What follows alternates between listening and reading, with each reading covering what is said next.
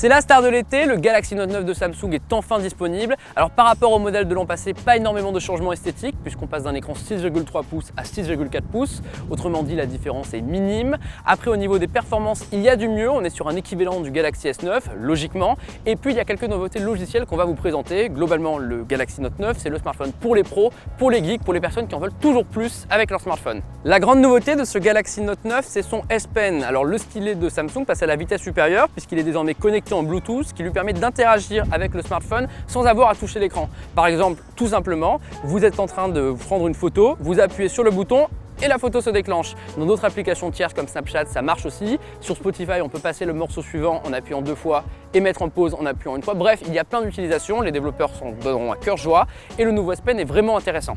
Bien sûr, on peut l'utiliser pour toutes les mêmes fonctions que l'année dernière, c'est-à-dire pour AirView, qui est un peu l'équivalent du 3D Touch d'Apple. Vous pouvez survoler le contenu pour le voir en avant-première. Il y a des outils de coloriage, il y a des outils de notes, c'est-à-dire que tout est bien fait, le stylet marche très bien, il est bien intégré au téléphone. Et petit bonus, si votre téléphone se verrouille alors que vous étiez en train d'utiliser le stylet, il suffit d'appuyer sur le bouton pour le réveiller. La deuxième nouveauté majeure de ce Galaxy Note 9, c'est la batterie. Alors évidemment, quand on dit Galaxy Note et batterie, les plus taquins pensent au scandale du Galaxy Note 7. Samsung a complètement tourné la page et mise aujourd'hui sur la fiabilité tout en offrant une grande autonomie. Il y a un système de refroidissement liquide qui permet au smartphone de ne pas être trop chaud. Malheureusement, ça ne fonctionne pas toujours puisqu'en utilisation intensive comme dans les jeux vidéo, par exemple Fortnite, le smartphone chauffe énormément, mais il faut reconnaître que nous avons testé bien pire. Avec le Note 8, on avait une batterie de 3300 mAh. Avec le Galaxy Note 9, on passe à 4000 mAh.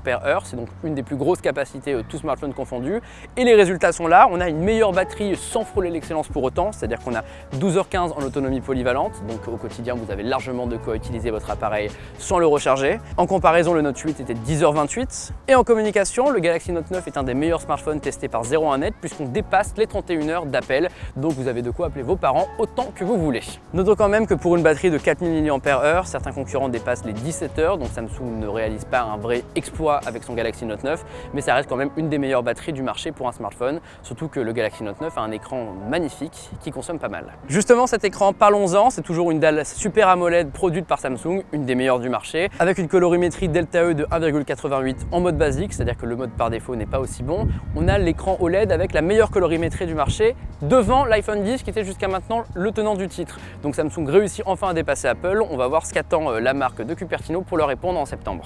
Pour le contraste, on ne vous apprendra rien, c'est un écran OLED, donc c'est infini, c'est-à-dire que l'écran est magnifique, ses bords incurvés permettent d'avoir vraiment une immersion, même s'il n'y a pas d'encoche, et donc le format est de 18,5 neuvième et non pas 19 neuvième comme sur certains appareils. Mais bon, ça plaira à certains, moins à d'autres, tant pis. Et puis le Galaxy Note 9 profite d'une très bonne luminosité de 544 candela par mètre carré. C'est un très bon score, autrement dit vous allez pouvoir utiliser l'appareil en plein soleil sans aucun problème. Pour l'appareil photo, Samsung ne s'est pas vraiment embêté avec le Galaxy Note 9 puisqu'ils ont pris celui du Galaxy S9 Plus et l'ont mis au Galaxy Note 9. En même temps, dur de leur reprocher puisque selon 01net, le Galaxy S9 Plus est le smartphone avec la meilleure qualité photo du moment. On retrouve donc un double module caméra de 2 fois 12 mégapixels, dont une particularité, il est à ouverture variable, c'est-à-dire que dans les réglages, vous pouvez choisir entre ouverture 1,5 ou ouverture 2,4.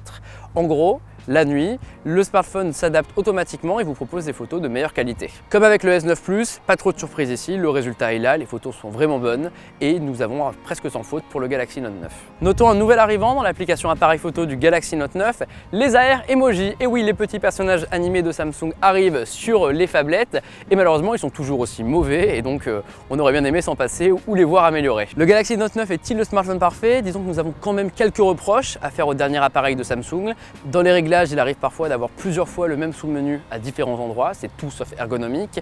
Samsung a le gros défaut de proposer trop d'options au risque d'en perdre le consommateur. Alors certains nous diront que c'est mieux comme ça, peut-être, mais il faut reconnaître que nous avons tendance à nous y perdre. Petit exemple, là où Apple a décidé de ne proposer que la reconnaissance faciale Face ID et un code, Samsung propose 6 solutions différentes pour déverrouiller son écran.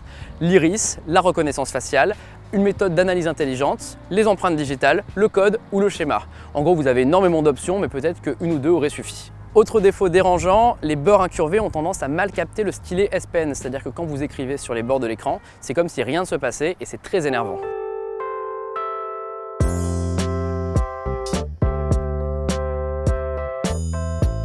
Faut-il acheter le Galaxy Note 9? Alors si vous êtes un power user comme on les appelle ou quelqu'un qui veut vraiment utiliser son smartphone de manière professionnelle, le Galaxy Note 9 est peut-être ce qu'il se fait de mieux sur le marché. Il faut reconnaître que tout est rapide, tout va vite, la batterie est extrêmement endurante, l'écran est magnifique, bref c'est un vrai chef-d'œuvre. Maintenant le principal défaut de l'appareil est son prix. À partir de 1 009 € en version 128 Go et 6 Go de RAM et 1 259 € en version 512 Go et 8 Go de RAM, c'est un des smartphones les plus chers du moment, juste en dessous de l'iPhone 10 mais quand même exorbitant pour un appareil Android.